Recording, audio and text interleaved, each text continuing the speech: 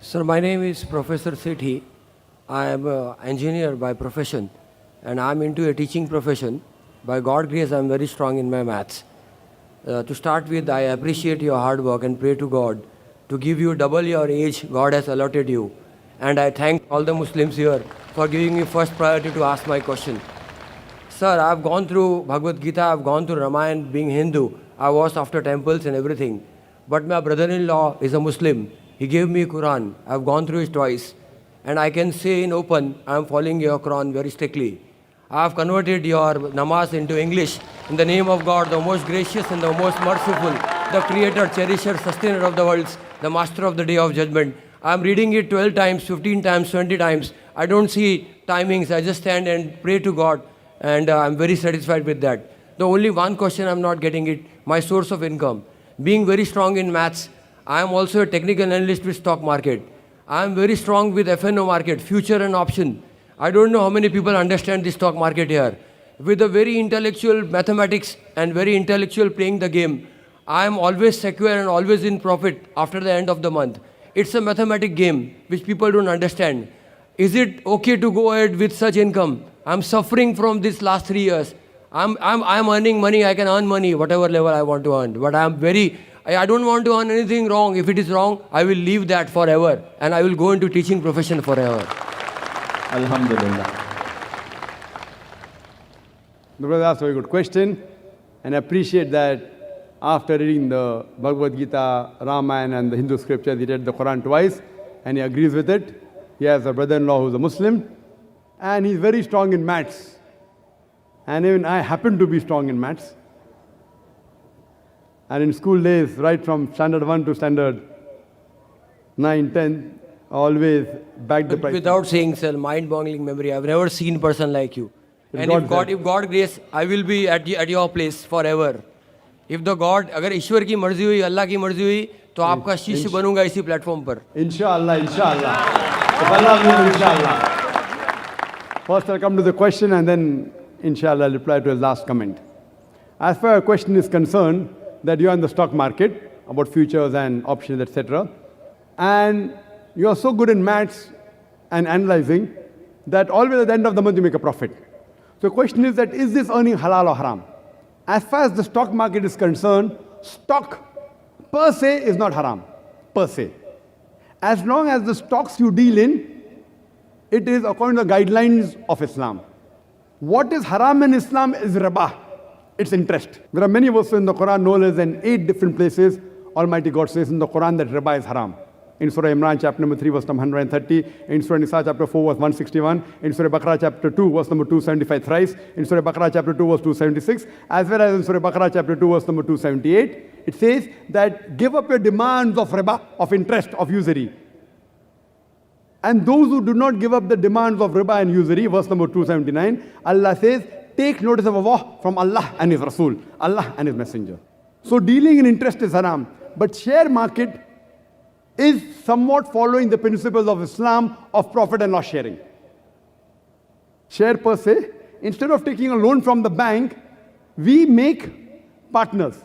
Because the banking system makes a rich person more rich, poor person more poor. It encourages things evil in society. Like in 80s, the banks fund gambling dens, alcohol bars. And Islamic system is different, Islamic banking is different.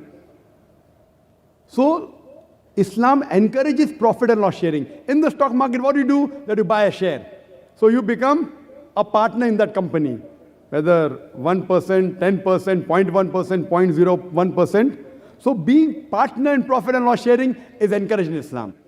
So if you're dealing in stock market and shares, as long as it is within the purview of the Islamic Sharia, as long as you do not buy shares of a company which deals in alcohol, company which deals in interest, financial companies, whether it be banks, whether financial instrument companies, company which deals in media obscenity, pornography. So all the evils of society, if the company you invest in is not investing in the evil of society, alcoholism or drugs or pharmaceutical companies are allowed. Huh? Drugs means cocaine and brown sugar, or dealing with obscenity, it may be film industry. So if you buy shares of these companies, it's haram. Secondly, if you involved in speculation, that is gambling, you being in the stock market, people buy now, after 2 minutes again they sell because of prior information or because of, So gambling is prohibited in Islam. So if your stock market is good, you want to invest in it, you want to stay for good, be a partner, and even I'm involved in stock market. And So you're not replying to the right point I'm asking. It is futures and options. It is put and call. I'm coming to it. You can just pay 10 rupees and buy stocks for 100 rupees and you keep it for years and years together. I'm coming to it. Yes, sir. I like giving a holistic reply rather than... Okay. Thanks a lot, sir. Sorry for disturbing. Now coming to the futures option, that you buy part of the shares and you deal within, etc.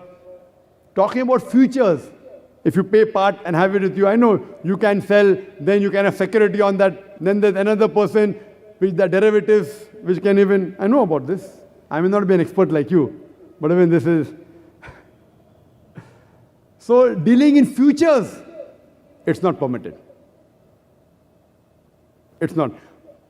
Margin trading in certain things like real estate, you buy 10% of that, and then it increases because you have to make timely payment. If you buy a flat, suppose, the payment time is 2 years. You pay 10% now, 20% later, the rates go up, you sell, that's fine. But in shares, it doesn't work like that. In futures, it doesn't work like that. So because you don't possess it in your hands, you have paid part of the money, and then someone else backs you up, that if it goes down, then they hedge it. Hedging. They hedge it. So all these things are not permitted in Islam. But pure stock, as long as the thing which you deal in, if it is Islamic, it's allowed. And you ask me the question, that all these things that you get a large money income, if it's not allowed, you wouldn't like it. See, the money that you earn, as you said, if it's not permitted, you stop it. So what we are interested in peace in this world and the akhirah. The peace in the next world is a longer peace. So if you are earning the halal, inshallah, you'll get good in this world as well as in the akhirah. And I pray to Allah subhanahu wa ta'ala for your peace and success in this world as well as in the akhirah, in the next world. Hope that answers the question. Thanks a lot. Thanks for, I appreciate for giving you so much of time, and definitely I will be following it strictly, sir. Thank you.